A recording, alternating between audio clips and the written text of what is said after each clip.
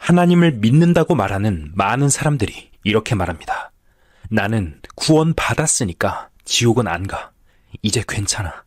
나는 이제 구원 받았으니까 죄 안 지을 거야. 하지만 마음 속에는 여전히 죄가 꿈틀거립니다. 시기심, 음욕, 미움. 그러면 생각이 꼬이기 시작하죠. 이 상태로 괜찮은 걸까? 그래도 천국은 가겠지. 혹시 나는 구원 안 받은 게 아닐까? 어느 순간 내가 지은 죄에 충격받은 적이 있나요? 내가 어떻게 이런 생각을 할 수 있지? 하지만 성경은 이미 말하고 있습니다. 죄 없다고 말하는 자는 스스로 속이는 자다. 사도 요한은 분명히 말합니다. 죄 없다고 하면 하나님의 말씀이 그 안에 없고 하나님을 거짓말쟁이로 만든다고까지 했습니다. 이건 무시할 수 없는 말씀입니다. 구원받아도 죄를 짓습니다. 중요한 건 죄를 짓느냐가 아니라 그 죄를 어떻게 다루느냐입니다. 로마서 6장 2절은 말합니다. 죄에 대하여 죽은 우리가 어찌 그 가운데 더 살리오. 구원받았다고 해서 죄가 사라지는 게 아닙니다. 죄를 무시하면 신앙은 멈춥니다. 또 요한1서 1장 6절은 말합니다. 우리가 하나님과 사귐이 있다 하면서 어두움에 행하면 거짓말을 하고 진리를 행하지 아니함이라. 말로는 하나님과 교제한다고 하지만 죄를 품고 살면서 아무렇지도 않다면 빛 가운데 있는 삶이 아니라는 증거입니다. 하지만 죄에 민감하게 반응하면 하나님의 빛 가운데 들어갈 수 있습니다. 구원은 시작일 뿐입니다. 죄를 심각하게 다루지 않으면 하나님과의 관계는 끊기고 맙니다. 죄를 용서받은 것으로만 여기면 회개 없는 신앙이 됩니다. 그러나 죄는 지금도 우리의 마음과 관계, 하나님과의 교제를 서서히 갉아먹고 있습니다. 구원받은 자에게 가장 중요한 건 하나님과의 살아있는 교제입니다. 한 목사는 구원의 확신을 가진 뒤 하나님의 말씀에 순종하려고 침례를 받았습니다. 그 결과 교단에서 제명당했습니다. 그러나 그는 굶지 않았습니다. 오히려 하나님은 더 큰 은혜를 부어주셨습니다. 반면 어떤 순간은 말씀을 무시했고 그 영향은 지금까지도 따라왔습니다. 구원은 은혜이지만 순종은 선택입니다. 순종은 복이 되지만 불순종은 천천히 징계로 옵니다. 그 선택이 삶 전체를 바꿉니다. 죄를 짓는다고 해서 구원이 취소되는 건 아닙니다. 지옥은 안 간다는 안도감이 필요하지만 그 안에 안주하면 믿음은 멈춥니다. 죄를 방치하면 하나님과의 교제는 끊깁니다. 하나님은 이렇게 약속하셨습니다. 우리가 우리 죄를 자백하면 미쁘시고 의로우사 그 죄를 사하시고 우리를 깨끗하게 하신다. 죄를 감추지 말고 하나님의 말씀의 빛 앞에서 솔직히 인정하세요. 죄를 느낄 때마다 즉시 자백하세요. 하나님, 이게 제 안에 있습니다. 그 고백이 시작될 때 하나님은 다시 여러분을 깨끗하게 하십니다. 오늘 하루 죄를 가볍게 넘기지 마세요. 하나님의 말씀의 빛 앞에서 정직하게 서는 그 순간 우리들의 믿음은 다시 살아납니다. 성경 한 구절 읽어보겠습니다. 만일 우리가 죄 없다 하면 스스로 속이고 또 진리가 우리 속에 있지 아니할 것이요. 만일 우리가 범죄하지 아니하였다 하면 하나님을 거짓말하는 자로 만드는 것이니 또한 그의 말씀이 우리 속에 있지 아니하니라.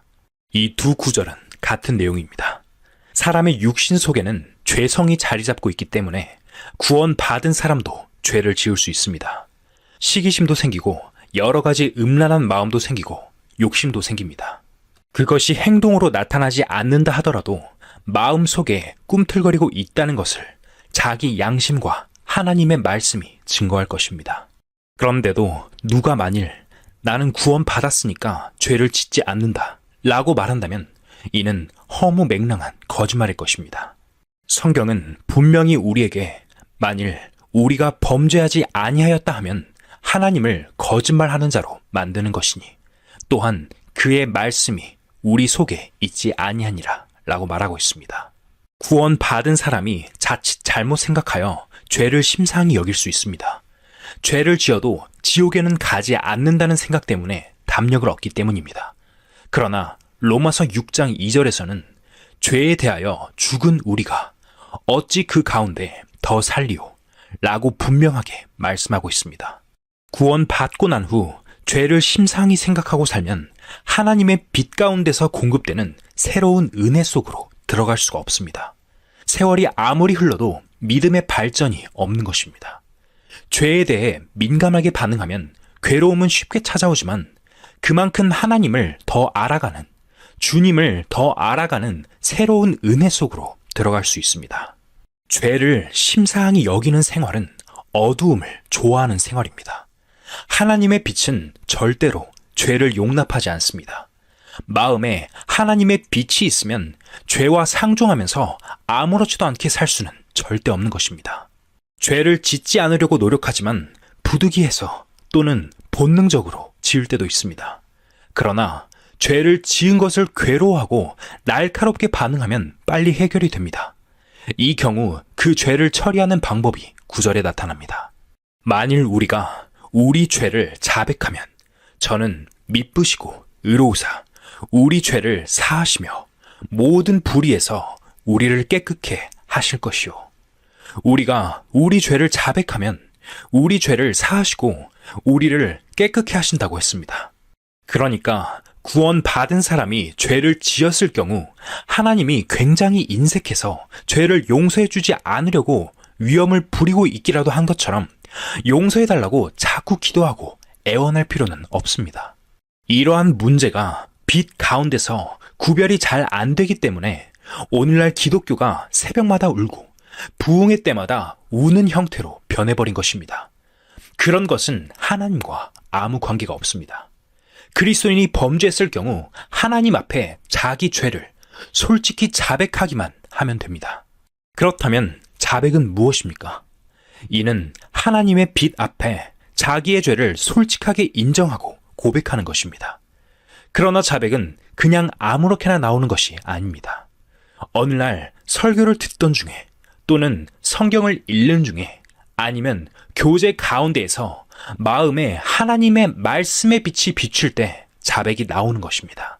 하나님께 용서해달라고 매달릴 필요도 없습니다. 하나님이 용서해 주시든지 않든지 그것은 우리의 관심거리가 아니며 문제도 되지 않습니다. 그건 감히 말할 수조차 없는 것입니다. 하나님의 빛에 의해 자기의 더러운 죄가 드러났을 때 그 죄로 인한 괴로움을 견디다 못해 저절로 하나님, 저는 이런 죄를 지었습니다. 라는 고백이 나옵니다. 입으로 하든지 마음으로 하든지 간에 그것이 바로 자백인 것입니다. 참으로 하나님 앞에서 진실되게 살고 싶은 마음, 정직하게 살고 싶은 마음을 가진 사람들에게는 그 빛이 비춥니다. 그 빛 가운데서 이렇게 솔직히 자기의 부정한 것과 죄를 인정하는 것으로 하나님과의 어두움은 끝나고 모든 문제는 해결되어 버립니다. 왜냐하면 만일 우리가 우리 죄를 자백하면 저는 미쁘시고 의로우사 우리 죄를 사하시며 모든 불의에서 우리를 깨끗게 하실 것이요 라는 약속이 있기 때문입니다. 그리스도인이 범죄했을 경우 하나님의 빛에 의해서 자기의 죄, 부정, 부끄러움을 발견하기만 하면 마음속에서 저절로 자백이 나오게 되고 그렇게 되면 그 즉시 하나님과의 교제가 다시 회복됩니다. 그것이 곧 빛 가운데 행하는 것입니다. 그런데 죄에는 두 가지 경우가 있습니다. 하나님 앞에서의 죄와 사람과 사람 사이에 얽힌 죄가 그것입니다. 전자일 경우는 하나님 앞에만 자백하면 됩니다. 그러나 어떤 문제 때문에 성도들 사이에 시비 또는 기타의 죄가 생겼을 경우 서로 솔직히 이야기를 해야 됩니다. 그 죄를 하나님 앞에서는 분명히 자백했다 하더라도 관계된 사람 사이에 서로 그 문제를 풀지 않으면 언제까지나 마음에 어두움이 남아 있습니다. 그것은 어두움이 완전히 해결된 상태가 아닙니다. 그렇게 되면 하나님과의 교제도 여전히 막혀 있고 어두움이 계속되고 있는 것입니다. 구원받은 그리스도인들에게 가장 중요한 문제는 교제인데 이 교제를 방해하고 있는 것은 죄입니다. 하나님과 나 사이에 막혀 있는 죄, 그리스도인 피차간에 막혀있는 죄를 해결하지 않으면 교제가 되지 않습니다. 주기도문에 나타나는 우리가 우리에게 죄 지은 자를 사하여 준 것 같이 우리 죄를 사하여 주옵시고 라는 말씀도 역시 그 말씀입니다. 우리가 근본적으로 하나님 앞에 죄 용서함을 받기는 했지만 형제가 형제에 대해서 용서해야 될 문제를 해결하지 못한 채 하나님 앞에 아무렇지도 않게 살 수는 없습니다. 그런 사람에게는 빛이 없으며 교제도 없습니다. 죄를 짓는 것도 문제이지만 지은 죄가 마음에 남아있어서 양심을 괴롭히고 사람과 사람 사이를 괴롭히는 것이 더 큰 문제입니다. 그것을 자백해야 합니다. 그 자백이 없으면 교제가 열리지 않고 교제가 열리지 않으면 예수님의 피를 마실 수 없습니다. 예수의 피를 마시지 못하면 그 죄 때문에 계속 괴로워할 수밖에 없습니다. 성경은 이토록 분명히 우리가 원만하게 교제할 수 있는 길을 보여주고 있습니다. 하나님은 우리가 시험 당할 즈음에 피할 길을 주시고 감당치 못할 시험 당함을 허락지 않으신다고 하셨습니다. 그것도 일종의 시험입니다. 그런데 왜 하나님의 말씀대로 하지 않습니까? 하나님이 말씀하신 방법대로 하지 않으면 언제든 자기 어두움 가운데 그냥 머물러 있을 수밖에 없습니다. 제 자신의 이야기를 잠깐 하겠습니다. 저는 구원 받았을 때 아무것도 몰랐지만 침례가 하나님의 뜻이라는 것은 알았습니다. 그래서 굶어 죽는 한이 있더라도 하나님의 말씀에 순종하겠다는 결심을 했습니다. 그 당시 저는 장로교 목사였기 때문에 침례를 받으면 그 교단에서 제명을 당합니다. 그렇게 될 경우를 생각하니 앞으로 처자식들을 거느리고 어떻게 살아야 할지 막막했습니다. 그러나 강한 성령의 가르침 때문에 저는 침례를 받지 않을 수 없었습니다. 굶어 죽을 작정하고 하나님 앞에 순종했습니다. 그것은 하나님 앞에 굉장히 큰 맹세였습니다. 생각해보니 그 작정이 매우 중요했었습니다. 얼마 후 결심한 대로 침례를 받고 장로 교단에서 제명당했습니다. 그러자 굶어 죽기는커녕 하나님은 더 큰 축복을 주셨습니다. 그런데 그 일 이후 다른 문제가 부딪혀 왔을 때 저는 그것이 하나님의 말씀을 어기는 것인지 아닌지도 제대로 모르는 채 어기고 말았습니다. 그 결과가 지금까지도 영향을 미치고 있습니다. 출애굽기 20장에 이런 말씀이 있습니다. 나를 미워하는 자의 죄를 갚되 아비로부터 아들에게로 3, 4대까지 이르게 하거니와 나를 사랑하고 내 계명을 지키는 자에게는 1000대까지 은혜를 베푸느니라. 저는 요즘 제 경우를 돌아보면서 이 말씀이 정확함을 뼈저리게 느끼고 있습니다. 저는 먼저 경험한 저로서 여러분에게 말씀드립니다. 하나님의 말씀대로 사세요. 구원 받은 이후에 하나님의 말씀에 불순종하는 것을 아무렇지도 않게 너무 가볍게 생각하면서 살아가는 분들을 종종 봅니다. 여러분, 그 영향은 먼 장래에까지 그리고 자손에게까지 미칠 수 있습니다. 하나님의 말씀을 쫓아서 산다는 것, 하나님의 말씀에 순종하면서 산다는 것, 그것은 굉장히 중요한 문제입니다. 우리가 하나님의 말씀을 어겼을 경우 그 징벌이 즉시 나타나지는 않습니다. 그래서 많은 사람들이 하나님의 말씀을 어기는 것을 보통으로 생각하며 살아갑니다. 전도서 8장에 이런 말씀이 있습니다. 악한 일에 징벌이 속히 실행되지 않으므로 인생들이 악을 행하기에 마음이 담대하도다.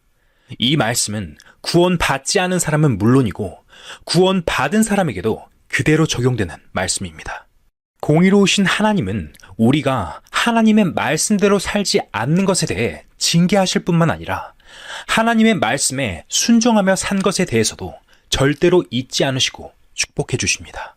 히브리서 6장 10절을 읽어보겠습니다. 하나님이 불의치 아니하사 너희 행위와 그의 이름을 위하여 나타낸 사랑으로 이미 성도를 섬긴 것과 이제도 섬기는 것을 잊어버리지 아니하시느니라. 하나님은 우리 행위와 사랑으로 이미 성도를 섬긴 것, 그리고 이제도 섬기는 것을 잊지 아니하신다고 했습니다. 만약 어떤 그리스도인들이 주님의 말씀대로 살았는데도 하나님이 잊어버리셨다면 하나님은 불의하십니다.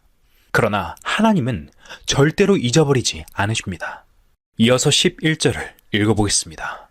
우리가 간절히 원하는 것은 너희 각 사람이 동일한 부지런을 나타내어 끝까지 소망의 풍성함에 이르러 게으르지 아니하고 믿음과 오래 참음으로 말미암아 약속들을 기업으로 받는 자들을 본받는 자 되게 하려는 것이니라. 어떤 일에는 견딜 수 없는 괴로움이 있습니다. 주님의 이름 때문에 당하는 그 일이 너무나 괴로워 도저히 견딜 수 없고, 또 마음 한구석에서는 그것이 마치 허송세월한 것 같고 자신이 공연한 괴로움을 당하는 것 같은 생각이 들기도 할 것입니다. 그러나 하나님은 그것을 절대로 잊지 않으시고 갚아주십니다. 전도서 11장 1절에 너는 내 식물을 물 위에 던지라. 여러 날 후에 도로 찾으리라 라는 말씀이 있습니다. 흘러가는 강물 위에다가 식물을 던지면 그것이 세월과 함께 다 떠내려가 버리고 아무 결과도 없을 것 같습니다. 그러나 주님은 선을 행하되 낙심하지 말지니 피곤하지 아니하면 때가 이름에 거두리라 라고 말씀하고 계십니다. 성경은 이렇게 구구절절히 분명한 하나님의 약속을 밝히고 있습니다만, 우리는 당장 눈앞에 무엇인가가 나타나기를 기대하기 때문에 도중에 낙심하고 좌절하는 것입니다. 그것은 하나님을 믿지 못하는 것입니다. 하나님은 절대로 시건치 아니하시고 말씀하신 것을 다 이루시는 분입니다. 그러므로 하나님의 말씀을 어겼을 때는 우리의 삶에 징계가 따르고 어려움과 괴로움이 가로놓여 있더라도 우리가 하나님의 뜻을 알고 그 뜻을 따른다면 틀림없이 후일에 풍성히 갚아주실 것입니다. 지금 여러분의 생활을 돌아보시길 바랍니다. 당신은 정말 하나님의 말씀을 순종하며 살고 있습니까?